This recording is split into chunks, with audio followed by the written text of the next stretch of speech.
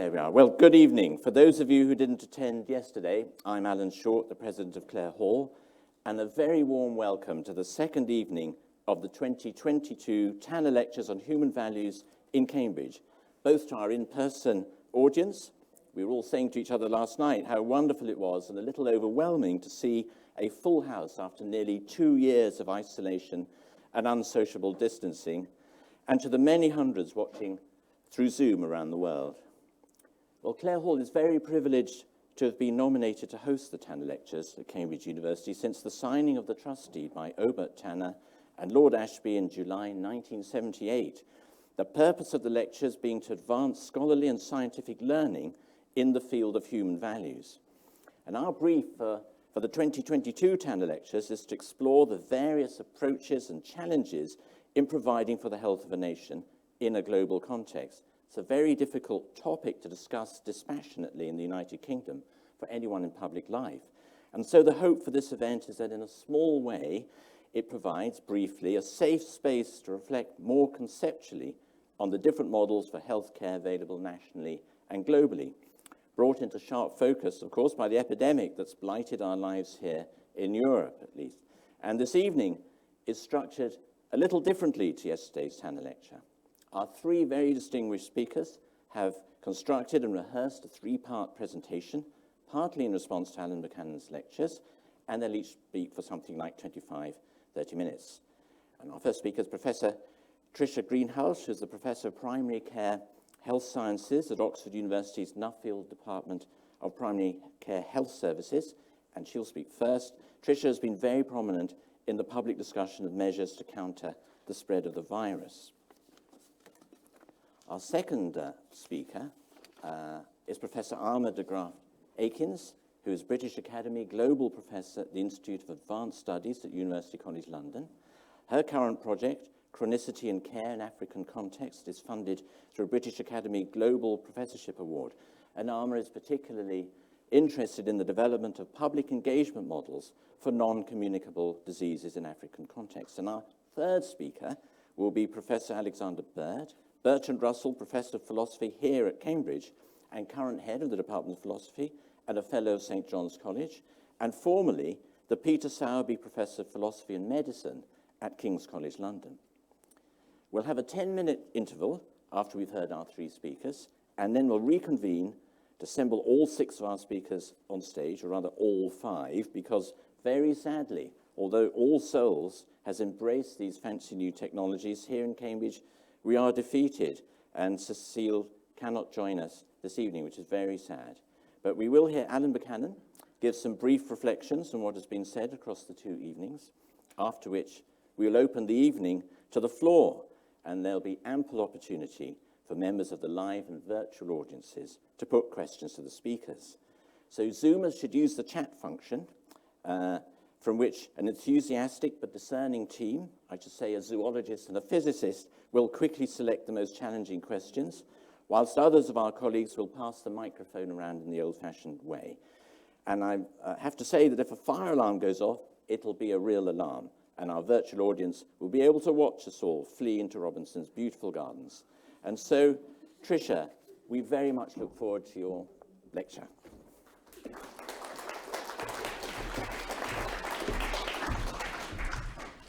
Well, thank you very much, Alan. Thank you, Clare Hall. Thank you, Robinson College. It's such a treat to be back lecturing, actually. And this, I think, is the first lecture I've given in the last 2 years where I haven't been wearing my pyjama trousers at the bottom and doing it on Zoom. For those of you who weren't here yesterday, or for those of you who've forgotten, Alan Buchanan kicked off yesterday, and he considered the pandemic from two contrasting moral positions, which he called nationalism and cosmopolitanism. He rejected the extremes of both positions, and he argued that our moral duty to help what he called distant foreigners was substantial but not limitless, nor, he said, was the pandemic the only issue we should consider. He offered us a design for a new global institution to oversee distributive justice. Now, Professor Buchanan's discussants appeared broadly supportive of his arguments, but The audience, who included experts in public health and public policy, were, I think, less so.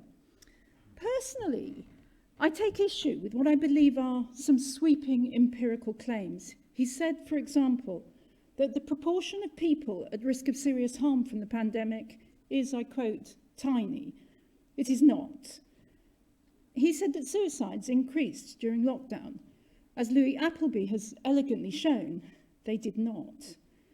He suggested that a neat classification of any country's population into high risk and low risk, perhaps by analysing their genes, has scientific validity. It does not. He depicted the cost-effectiveness of continuing to vaccinate against a perpetually mutating SARS-CoV-2 virus with, I quote, ever more boosters, as questionable. It is not.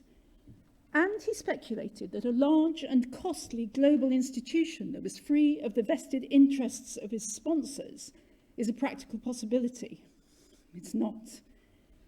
But there were many things in Professor Buchanan's lecture with which I agree. He recommended strengthening healthcare infrastructures to help prepare for the next pandemic. He highlighted that a feature of the early phase of a pandemic is uncertainty, and that this must be communicated effectively and honestly to the public. And he said that at times of crisis, emergency measures to limit people's freedoms may be justified. Now, this evening I want to pick up on these themes of crisis policymaking, uncertainty, and individual freedom, but instead of presenting an abstract philosophical argument peppered with brief and rather vague mentions of the pandemic, I want to take you through a detailed analysis of a concrete example, face masks. I can see you all have a view on face masks.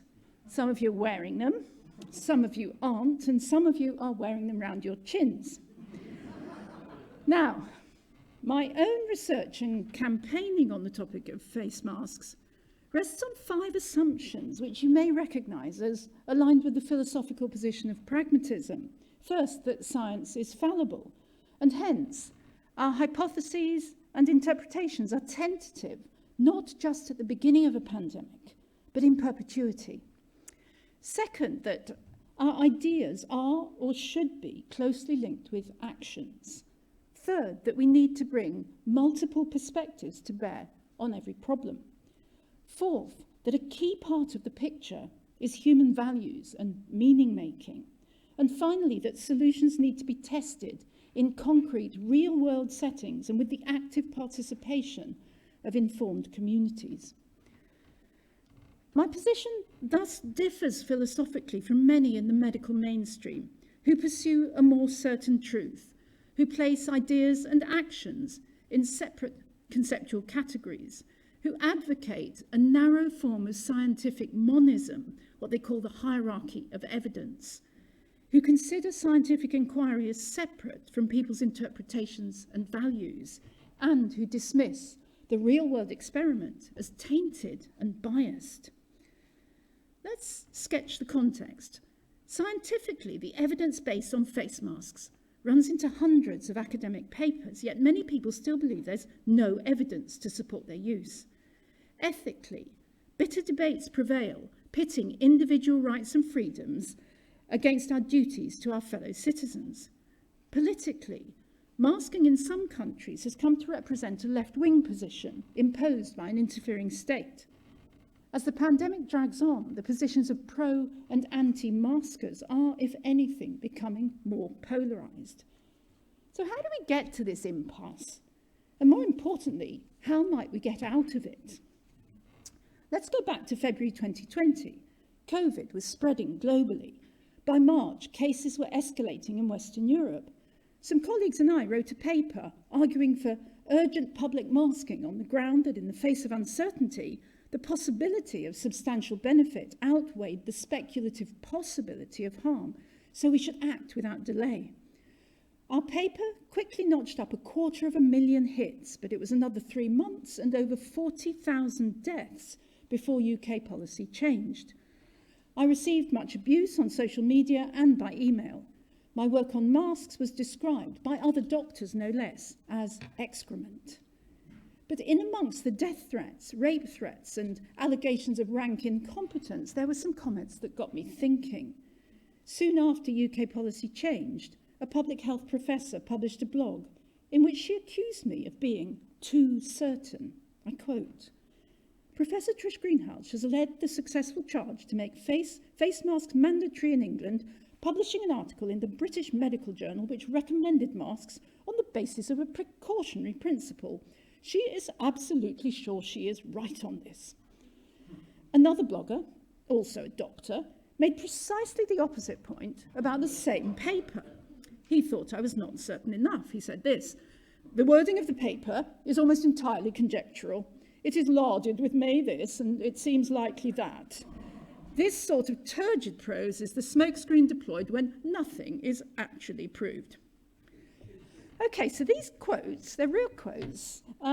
These quotes set us up for a short discussion of some philosophical questions to which Professor Buchanan alluded briefly yesterday. First, what is truth? How might we arrive at that truth?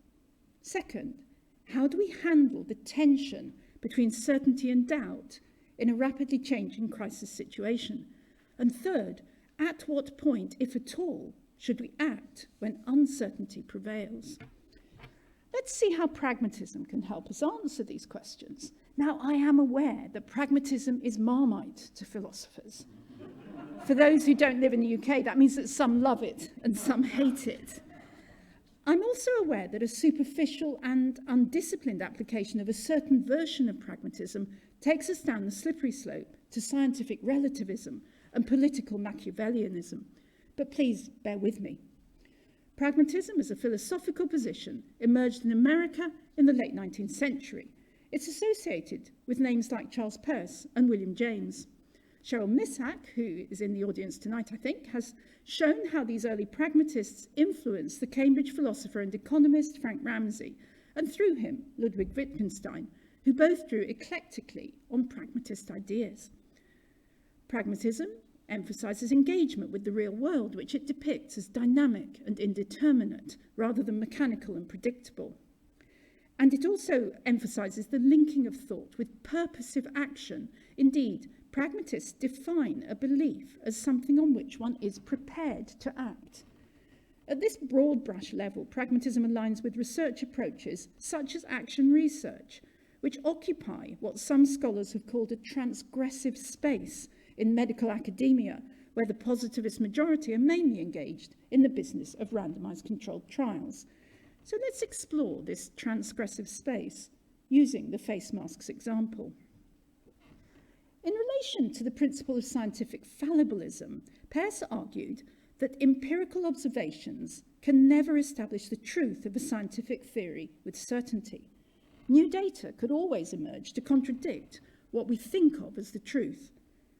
Rather than relying solely on conventional scientific reasoning by induction or deduction, Peirce suggested that we must also use abduction, for example, forming a working provisional hypothesis and keep modifying it in the light of new observations. Why did one critic of our BMJ paper accuse us of not being certain enough? Because we'd admitted that there was no direct scientific evidence on masks in COVID-19, and that the indirect evidence on other diseases was flawed, contested, and of doubtful relevance. But we argued that the evidence nevertheless supported a policy of immediate public masking, while observing carefully to see how things played out. Very pragmatist. The mainstream medical community in the UK thought that a policy of immediate masking was irresponsible. They argued for scientific caution and policy restraint. Some of them pinned their hopes to a soon-to-be finished Cochrane review of randomized trials of masks on versus masks off. I guess they assumed this would establish an effect size for face masks, a timeless truth that was out there waiting to be discovered. It's no accident that 2 years on, we are still waiting for that estimate of effect size. It never will be discovered because the efficacy of masks in preventing transmission of SARS-CoV-2 is not an absolute and enduring truth, but a contingent and dynamically changing one. Conventional science-based policy is inherently conservative. It's circumspect about benefits and applies the maxim, first do no harm, an important principle when considering a new drug or vaccine, but one that was greatly overplayed in relation to masks. Jenny Harries from Public Health England went on TV to explain that face masks might cause major harm from self-inoculation, especially in people who hadn't been taught correct technique for donning and doffing. That is infection control jargon for putting on and taking off. Pragmatists, on the other hand, were offering common sense arguments that one's own face mask can't possibly be any more dangerous than one's own handkerchief. As one of my colleagues quipped at the time, it's a piece of cloth, Dr. Harries, not a landmine. Which brings me to the second element of pragmatism relevant to masking, the link between thought and action. There is, according to pragmatists, no way of separating knower and known, facts and values, what we do and why we do it. The pragmatic maxim, said Peirce, requires our beliefs, theories and concepts to be directly linked to experience, practice, expectations and consequences.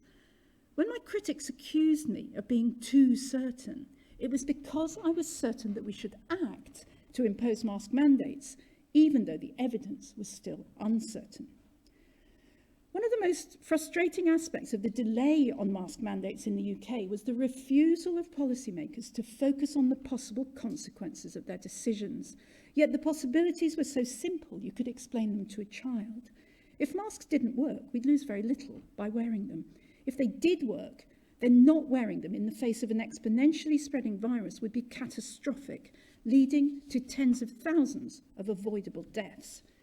But as the minutes of various national and international policy bodies attest, in the spring of 2020, decision-making groups were stuck at first base because they felt they hadn't reached the level of empirical certainty they felt was needed to act.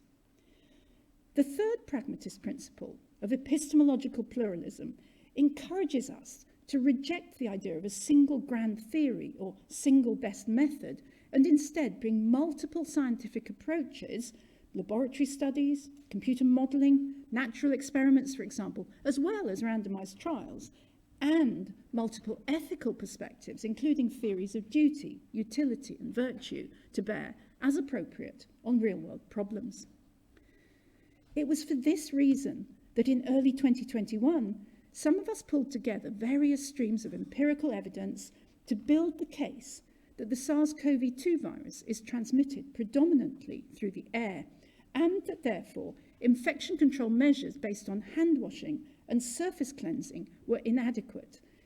In that review, which we published in The Lancet, we cited real-world evidence that the primary drivers of the pandemic are super-spreader events, concerts, parties, funerals, and so on, in which one or a very few infected individuals transmitted the virus to large numbers of other attendees.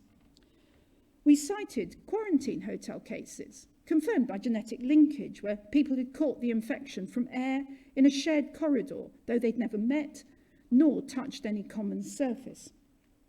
We cited the high proportion of infected people who transmitted the virus when asymptomatic, that is, when they didn't have a cough and weren't sneezing.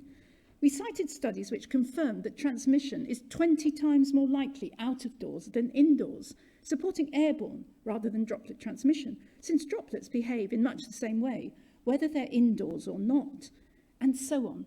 And we presented the case for changing policy as a moral imperative in a global humanitarian crisis. But many in the medical mainstream didn't want to look at what they considered to be a motley collection of weak evidence.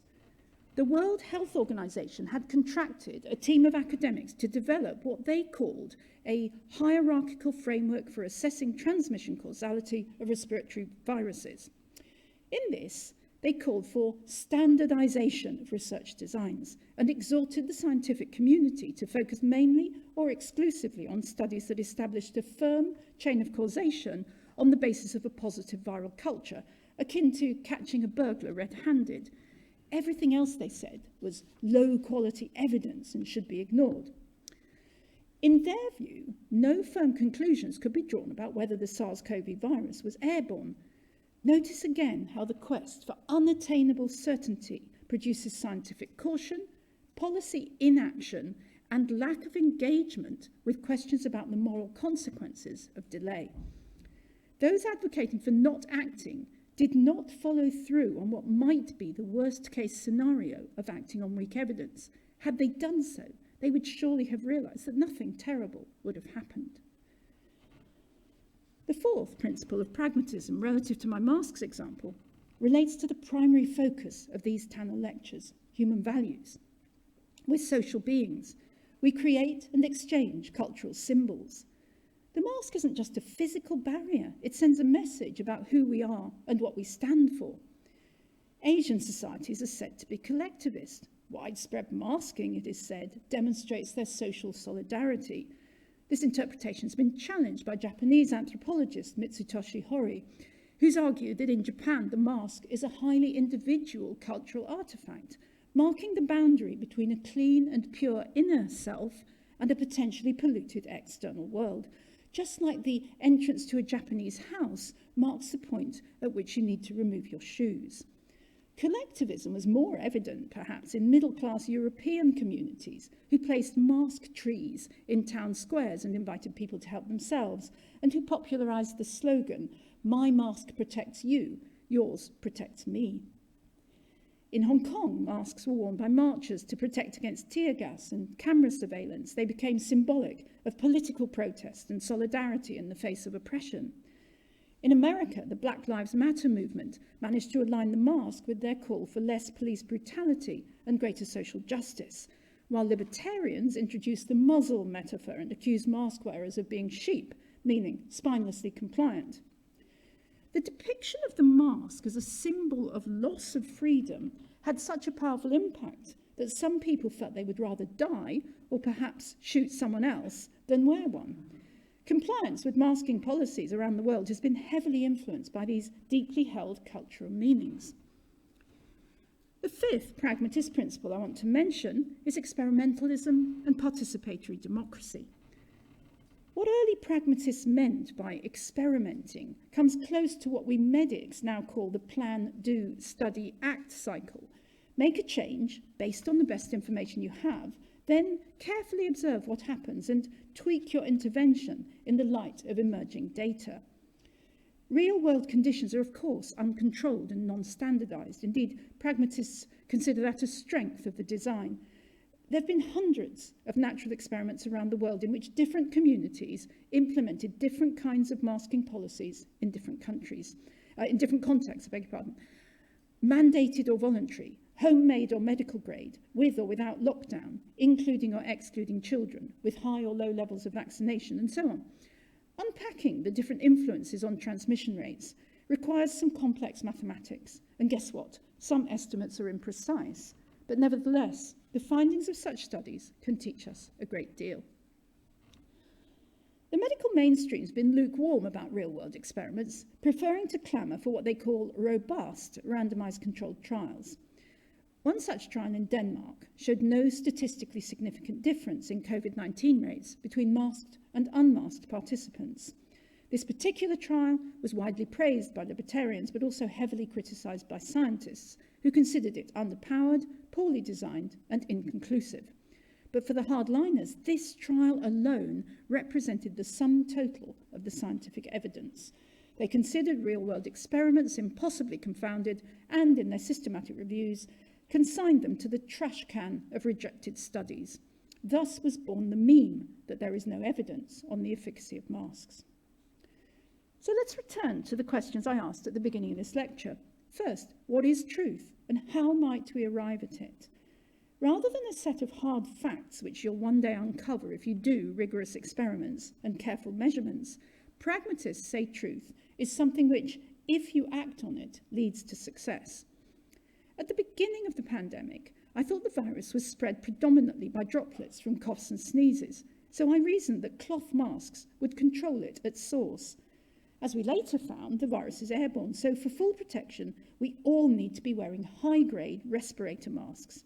But imperfect cloth masks turned out to be a lot better than nothing, since even a tiny reduction in the rate of individual onward transmission adds up to huge reductions in population infection rates over time. So while my initial assumptions were only partly true, the actions I was recommending would nevertheless have saved many lives. My second question was, how do we handle the tension between certainty and doubt in a rapidly changing crisis situation? A relevant aspect of pragmatism here is the science of human belief and judgment under conditions of uncertainty.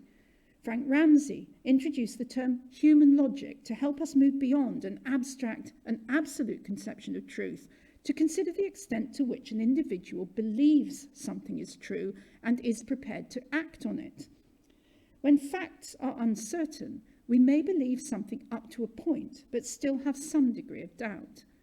Ramsey's theory of partial belief, as it's known, underpins much of modern probability theory, and especially what are referred to in medicine as Bayesian priors, our subjective assessment of the probability that something will happen based on what we know at the time.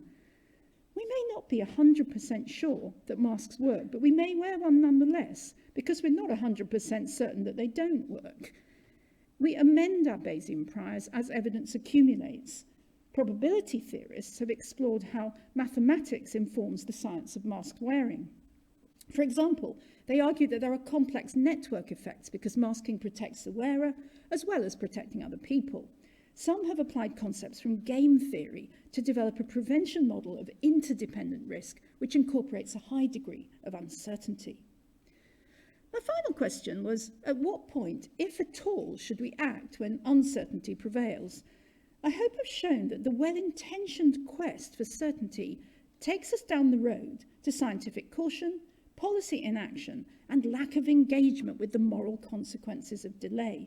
We need to learn to act quickly and decisively in the absence of certainty. In other words, we need to acknowledge and apply the precautionary principle. As I said earlier, I am not here to make an abstract philosophical point, but to offer a way out of this pandemic. Yesterday, America recorded over 250,000 new cases and 2,780 deaths. UK deaths today were 534. Deaths are also on the up in Brazil, India, Russia, Spain, France, and many other countries. The uncoupling of cases and deaths is occurring for sure, but this uncoupling is not an absolute and certain truth, but a partial and contingent one. And among other things, that uncoupling may be contingent on whether and in what circumstances we are prepared to keep wearing masks. Let me summarise. I've used the face mask example to illustrate how we might bring pragmatist thinking into both science and policy making. We need to shift from demanding that science serve us up with certain and timeless truths to acknowledging that science is and always will be fallible, and considering what to do in the face of uncertainty. We need to strengthen the link between what we're thinking and how, including how urgently, we should act. We need to get rid of rigid methodological hierarchies and academic pecking orders and adopt a more pluralist and inclusive perspective on scientific method and study design. Especially when asking people to change their behaviour, we need to consider human meaning-making and the symbolic value of artifacts and practices.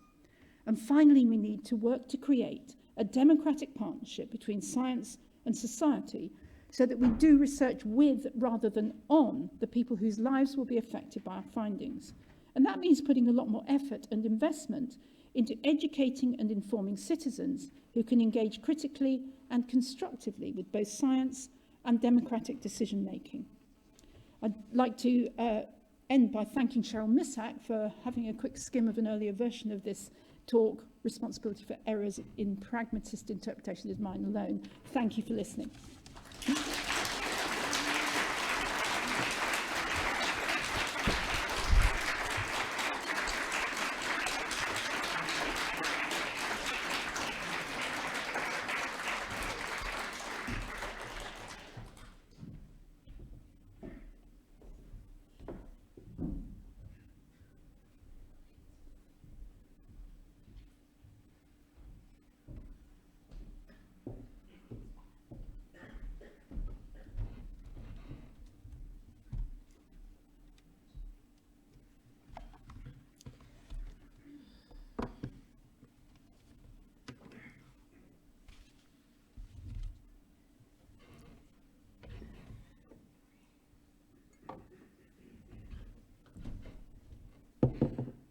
Oops.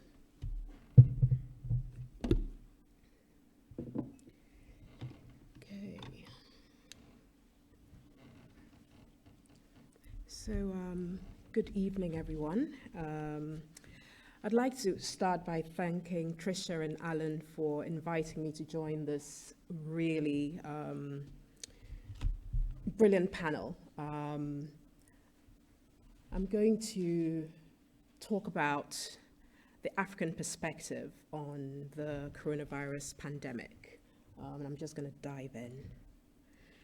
So in January 2021, Ghanaian comedian and actor Jeffrey Norte posted a comedy sketch that went viral on Ghanaian social media. In the sketch, coronavirus arrives late at the meeting. "What's up, fellow deadly diseases?" coronavirus says, as malaria, cholera, and AIDS jump up from their seats and rush for their face masks. Thanks for laughing. The sketch illustrated one way in which Ghanaians were making sense of the pandemic during its second wave, when infections, hospitalizations, and deaths were rising rapidly. While COVID-19 was new and unique then, as it continues to be now, devastating public health threats are long-standing and omnipresent in Ghana. In 1918, the Spanish flu was introduced to colonial Ghana by European travelers and returning World War I veterans via seaports. The pandemic spread quickly through the entire country, killing an estimated 100,000 people in 6 months. The flu had been preceded by the pandemic plague and was followed by epidemics of smallpox, yellow fever, and sleeping sickness, which recurred until 1960, the turn of political independence in Ghana. Since then, Ghana and neighboring West African countries have had serial public health crises, including HIV/AIDS, Ebola virus disease, and swine flu, and a silent epidemic of chronic diseases like diabetes, strokes, and cancers. So social responses to COVID-19 have been shaped by a deep collective knowledge of sickness, debility, and death. The public debates, like Norte's comic sketch, have focused on the relative destructive power of COVID compared to other conditions. When the WHO outlined the major symptoms of COVID in the early months and included a new continuous dry cough, this was ridiculed in many Ghanaian social circles. In Jamestown, one of Ghana's, Accra's oldest indigenous communities, and this is a community I've worked in, conducted research in chronic illness for over 10 years, and where I conducted a study on early community responses to COVID. One participant noted, "It's not a new thing to find people coughing. Coughing as a symptom of illness has been in existence for a long time. Therefore, coronavirus is harmless." This view made common sense in communities like Jamestown, where respiratory conditions associated with air pollution were endemic. The notion was further legitimated by limited public health information on how to distinguish a new continuous dry cough from pre-existing dry coughs. Social psychologists use the term familiar alien threats to describe phenomena we encounter in our everyday lives that we may already know, but actively maintain in an unfamiliar position because they represent danger, chaos, or transgression. Yet, regardless of the mode of defamiliarization we choose, whether we distance, ostracize, or stigmatize, the very presence of these threats in our world changes the way we perceive, think, feel, and behave. Social responses to mental illness and people living with mental illnesses provide a vivid example. The hyper-invisibility of immigrant and minority ethnic communities, also referred to in the social psych literature as familiar strangers, provides another example. I want to argue here that pandemics constitute a category of familiar alien threats. Communities make sense of each new pandemic through collective memories of old ones, but never fully anchor them. At the same time, the practical responses demanded of the complex health, social, and economic crises that ensue change societies in fundamental ways. I also want to argue that at a deeper level, the idea of Africa as a conduit for infection is an enduring familiar alien threat in the global imagination. This idea has driven global health responses to the COVID pandemic in subtle and overt ways. And social responses to COVID-19 in Ghana and other African countries have been shaped by awareness of this phenomenon and of the anticipatory and actual stigma this carries. So, sorry, I need to work this thing out. So I'll discuss how these two sets of socio-psychological challenges have intersected for Ghanaian communities over the 2-year trajectory of the pandemic. First, how communities are representing COVID-19 as a unique public health threat against the backdrop of the serial public health crisis I outlined earlier. Second, how communities are processing the anticipatory and actual stigma of being othered in the global health imagination as a conduit of infection. The world shares a collective responsibility in fighting this pandemic. We heard this phrase yesterday.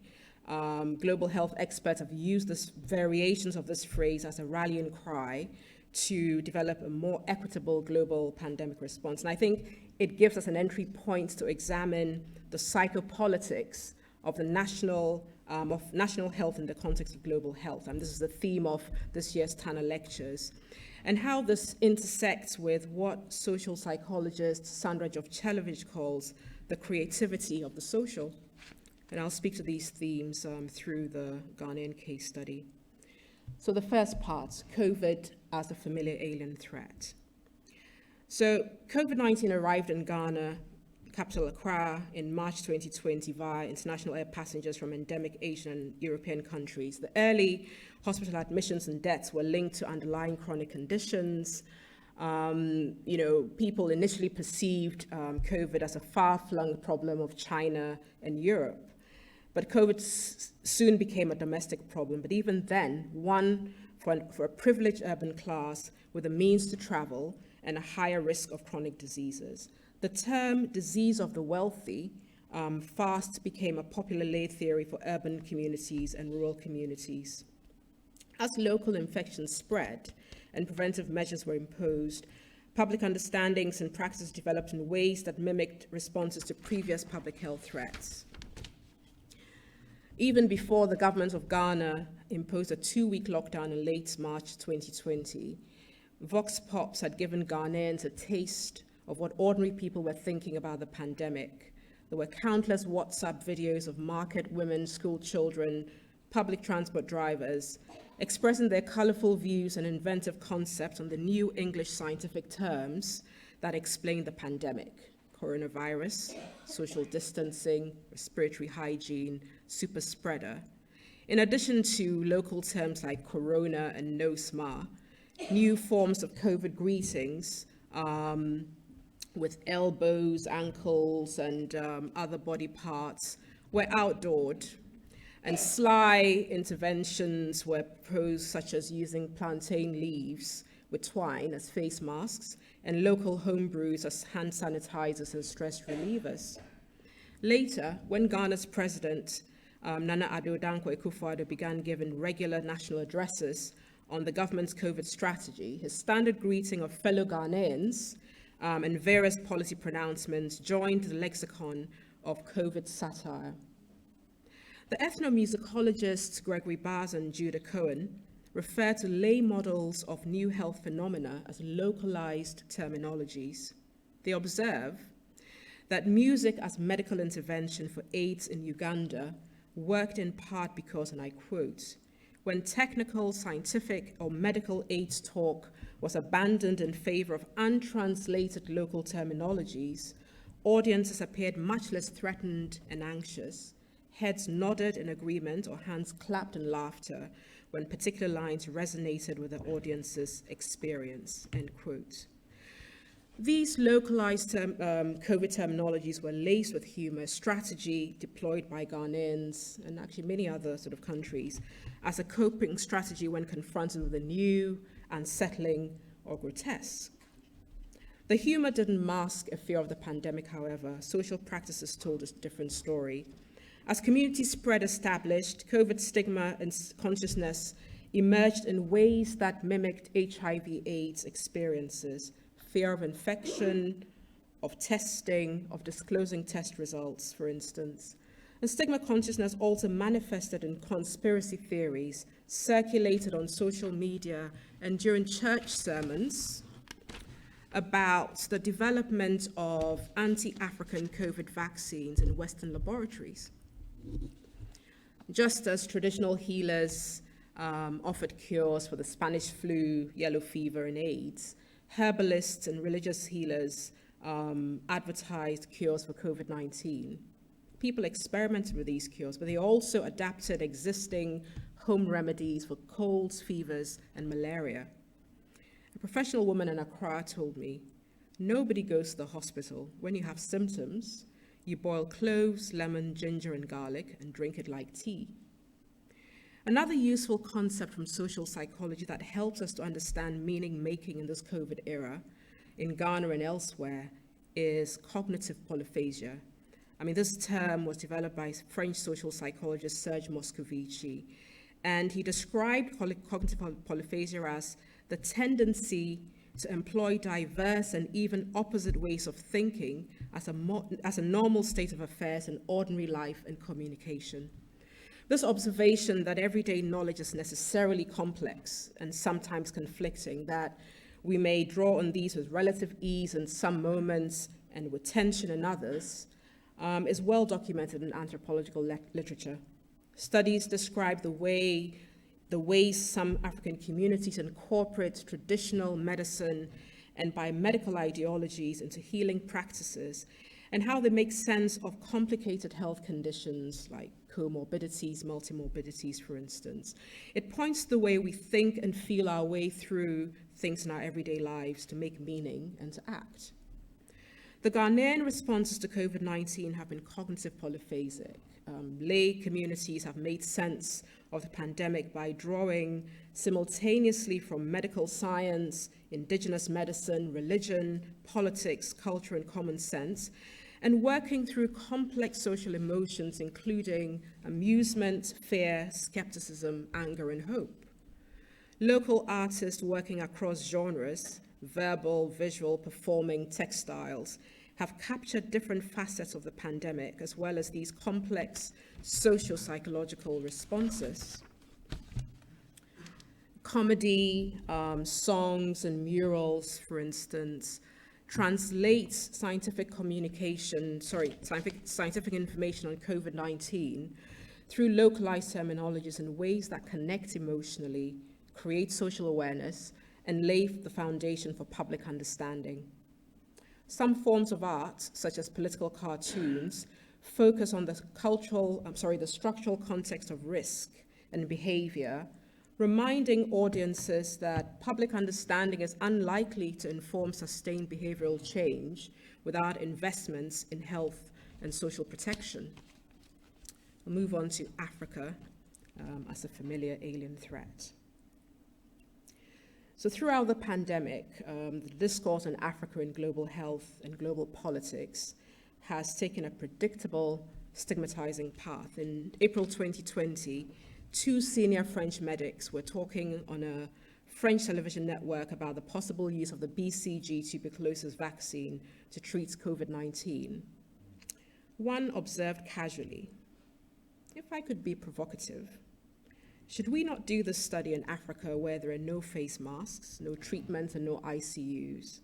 A bit like it's done for some studies on AIDS, where with prostitutes, we try things because we know that they're highly exposed and they don't protect themselves. The other agreed. The reaction was swift on social media, especially on African Twitter.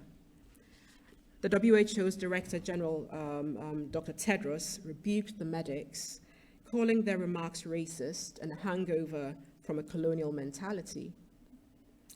This early narrative of Africa as the world's laboratory for COVID vaccine development segued into a narrative of Africa as the world's imminent COVID grave. Throughout 2020, a long line of global health experts predicted catastrophic deaths on the continent, with estimates ranging from 300,000 to 3.3 million. In an interview on CNN, the billionaire philanthropist Melinda French Gates shared her prophecy. "Look at Ecuador," she remarked. "They're putting bodies out on the street. You're going to see that in countries in Africa." When Africans did not die in the hundreds of thousands, the narrative shifted to the idea of the African COVID paradox. In one article on the subject, a team of epidemiologists described the paradox as, and I quote, "a low case fatality of COVID-19 despite Africa's crowded social life and poor personal hygiene practices." If these narratives flew under the radar for non-Africans, the swift travel ban imposed on 8 Southern African countries by the European Union, the UK, and the US, just days after South African scientists had alerted the world to the Omicron variant in November 2021, hopefully opened the world's eyes to the anti-African rhetoric driving the global response to COVID.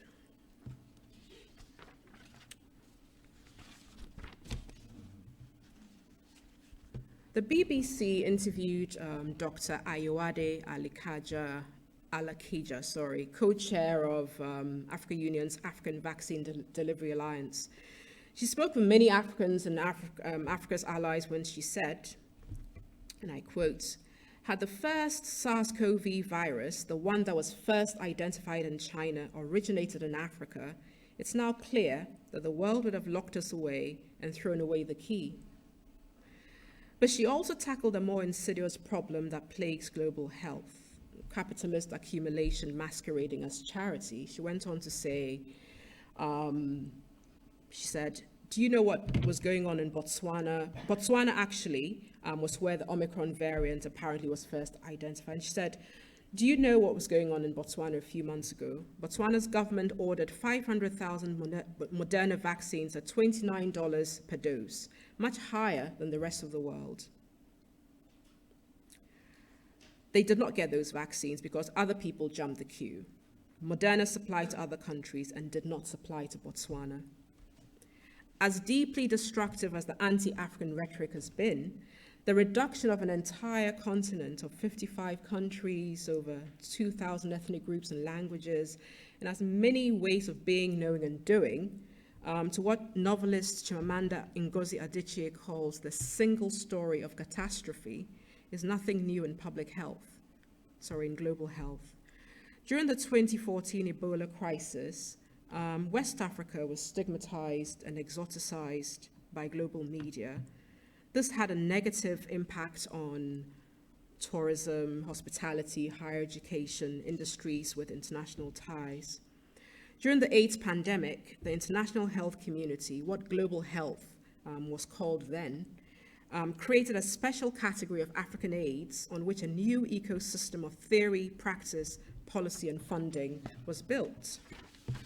In the colonial era, there was a popular narrative among medical researchers of the African as a walking pathological museum. American historian Melissa Grabois observes that this narrative captured the European researchers' amazement at, and I quote, "the collection of germs, pathogens, viruses, parasites, and other abnormal and unusual diseases likely to be found in a single African body," end quote. The Pathological Museum wasn't only a description of diseased African bodies in the tropical field, it was also a real place. Pathology museums were common in European medical schools, in Britain, France, Belgium, and elsewhere. Trainee doctors and medical researchers who planned to work in the tropics were able to see biological specimens, bodily fluids, diseased organs, skeletons, and so on, representing diseases they were unlikely to see in their own countries. These medical spaces were no different to European museums housing looted Benin bronzes or botanical gardens nursing exotic plant species with European names. And in the same way that African artifacts and flora shaped the fields of museology and botany, these biological specimens formed the building blocks of colonial medicine and various laboratory sciences. But as we all know, hopefully, colonial medicine wasn't benign. It has institutionalized harmful and unethical practices in many African countries. The story on sleep and sickness, in countries colonized by the French is particularly instructive. Painful examinations such as spinal taps were performed on entire villages, often under gunpoint, by the soldiers protecting traveling medical teams. Treatments such as the drugs atoxyl and lomidine were more harmful than the disease itself, causing blindness in 20% of recipients and death in many more. Frantz Fanon, the psychiatrist, revolutionary, and key reference point for postcolonial theory, theorized about the way African psychological realities were conditioned by relations of racialized power and violence during the colonial era. He called these intersections of psychological and social political conditions the psychic life of the colonial encounter. This psychic life was double-edged. What colonial medicine did to Africa was one side of a complex story. The other side, which we rarely hear about, is how African communities anticipated, saw through, and resisted medical violence in very similar ways to political resistance to colonialism itself. In Ghana, villages disappeared when vaccinators appeared. In Tanzania, medical researchers were ambushed and driven out of town. In Cameroon, communities composed folk songs memorializing painful medical treatments. Indigenous healing systems evolved, adapted, and thrived despite colonial administrative strategies of delegitimation, censure, and punishment. I mean, these social responses are what we might call psychopolitics from below. African communities continue to resist treatments and interventions that remind them of past medical atrocities, resistance to blood draws in public health trials across the continent, tetanus campaigns in Cameroon, polio vaccines in northern Nigeria, protests against Ebola vaccine trials in Ghana. As previous speakers have said, last night and this evening, vaccine distribution inequity or vaccine apartheid is a major political and moral failure of the pandemic response. But COVID vaccine hesitancy and skepticism compounds this problem. In each country, obviously, the drivers are unique. But very early on in the pandemic, researchers argued that vaccine hesitancy within African communities on the continent and the diaspora had to be understood through the lens of coloniality. Essentially, how the psychic life of the colonial encounter undergirds present-day health inequalities. Fear, mistrust, and skepticism, we were warned, were rational emotions that had to be factored into health communication strategies. I mean, how do communities remember past medical events, and especially events that occurred generations prior? I'd argue through the creativity of the social, the ability of individuals and groups to reconfigure the old experiences, accumulated traditions in new ways through imagination. In Ghana, anecdotes, rumors, funeral dirges, hymnals, and family stories shape collective memories of past public health crises. For example, the localized terminology colonial virus started as an inside cultural joke, one of several lame mispronunciations of coronavirus that went viral on social media. And then popular artists and public intellectuals reworked the joke as a critique of the colonial mentality of Ghanaian policymakers and politicians, driving inequitable political responses to the COVID pandemic, and also reminded audiences about similar inequitable official responses to Ebola, HIV, and swine flu. Other artists are actively constructing collective memories of COVID in real time. Ghana Textiles Printing launched new COVID-19 inspired textile designs with titles like Lockdown and Fellow Ghanaians. The designs, as you can see, feature recognizable symbols of the COVID pandemic: planes for airport closures, padlocks for lockdown, the medical illustration of the coronavirus, and what appears to be political homage, the distinctive round eyeglasses worn by Ghana's president. In an interview, which is the one at the bottom, in an interview with BBC Focus on Africa, the marketing director of GTP, Mr. Stephen Bedu, observed, "We're a business that tells stories, and we tell our stories through our designs. We believe that COVID is going to leave a mark in the history of the world, and it's important that generations that come after us get to know that once upon a time, such a phenomenon occurred." So, on to my final bits. The world shares a collective responsibility in fighting this pandemic. I mean, this phrase and variations of it has been used as a rallying cry for equity in the pandemic response, by global health experts and politicians. And it's usually often followed by pleas to reimagine existing institutions and to restructure existing institutions. As everybody said, the last couple of days, COVID-19 has demonstrated how interconnected the world is and how for many countries, national health depends on global cooperation. I mean, from the manufacture and procurement of PPE, ventilators and vaccines, to sharing know-how on science and technologies, to building capacity for interdisciplinary research. By extension, it's also demonstrated how the world works and how structural inequalities are deeply and historically entrenched.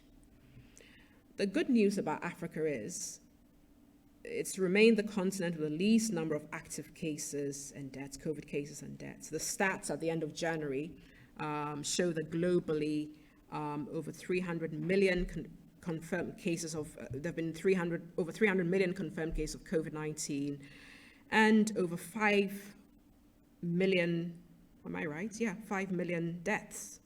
In Africa, just over 8 million cases have been recorded and deaths recorded at 250,000, less than the most charitable estimate of 2020. So the so-called paradox has been attributed to multiple factors, including climate, comorbidities, genetics, parasite exposure, and younger population age. And although experts continue to warn leaders about complacency, as they should, because Africa's health systems are weak and overburdened by multiple health threats. The bad news is that the continent has the least number of vaccinated people. Vaccination rates range from less than 1% in Chad and Democratic Republic of Congo to 71% in Mauritius, which is actually a lone outlier. Ghana was the first country to receive the first consignment of AstraZeneca vaccines through the COVAX facility last year in March of 2021. Images of the consignments being received by politicians on the airport tarmac were covered extensively by Ghanaian, African, and global media. Nearly a year on, and several, what it appears, secret political maneuvers later, Ghana's vaccination rate is a mere 10%. It's one thing to set up a COVAX facility and quite another to ensure that it works efficiently and equitably for all partners. A global duty of care requires concrete commitments across governments and societies everywhere. We need nuanced national case studies beyond rich countries of Europe and North America. We have to make visible and central countries rendered invisible and other in the global imagination, beyond issues of equity, national sovereignty, and agency. I think we all need to understand the full sort of messy histories of what got us to the COVID-19 pandemic, such as the intersections between coloniality, development projects, and harmful health and climate policies. We need to understand local knowledge and local agency, essentially psychopolitics from below. As COVID evolves, how are ordinary members of society everywhere making sense of the new trajectories of variants, alpha, delta, omicron, intersections of variants, mutations of variants? of how the virus plays out across demographics and the implications for multi-generational spaces. In countries like Ghana, which are multicultural, multilingual with complex healing practices, how do we translate fast-moving targets in pandemic science and the complications and uncertainties these bring within heterogeneous scientific communities, as Tricia eloquently showed us this evening, into localized terminologies that are accessible, practical, and useful, but also what can we learn from local responses and local agency? For example, remittances to African countries have outstripped foreign direct investment over the last 2 years, defying the projection of economists and demonstrating the power of family ties across borders. The call to reimagine, restructure, redesign global health institutions is nothing new. There's been a project of reimagining global health since the Millennium Development Goals were developed. The Sustainable Development Goals that followed offered very clear guidelines on intersectional inequalities and global solidarity that should have prepared the world for a complex, dynamic, multi-layered global health crisis like COVID-19.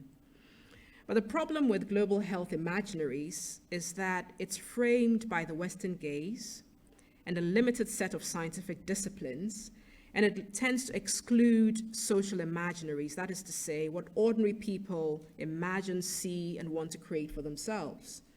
So we get caught up in a loop, sort of a Groundhog Day of endless navel-gazing imagination projects. Knowledge production that transforms society has to be collective, grounded, and reciprocal. Global health experts need to understand what ordinary people imagine, see, think, feel, and create, and incorporate these into global and public health models. Research on pandemic arts, from cholera in 19th century Britain through the Spanish flu around the world to HIV, AIDS, and Ebola in African countries, suggests that these art forms, whether they originated in spontaneous social responses or formal artistic productions, have played important public health functions. They've served to reduce anxiety, tension, and fear, and to offer hope and resilience, particularly for poor and marginalized communities. And they've also tended to educate in ways that are more socially accessible and acceptable compared to formal public health communication approaches. And the more radical forms of art have done what radical art does, conscientize, by forcing us to see, reevaluate, maybe even domesticate familiar alien threats. Throughout the pandemic, creative responses have flourished in many countries, aided by social media. A global COVID arts phenomenon has emerged. It's been spontaneous, eclectic, cross-cultural, and emotionally accessible. For example, Ghanaian pallbearers, dancing pallbearers, went viral, global viral, and inspired COVID messaging in Brazil. US senior Democrats used the Ghanaian kente cloth as a symbol of solidarity with African Americans when they knelt in memory of George Floyd in June 2020. And even before Partygate, British satirists Munya Chawawa and Michael Dapa were educating Brits and the whole world about the nonsense politics driving the British government's response to COVID-19 at home and abroad. These creative trends expand the landscape of imagination from Western to global, from experts to lay. If COVID-19 is to be the catalyst that helps us to reimagine and restructure truly transformative health systems, then the creativity of the social has to play an important role. Thank you.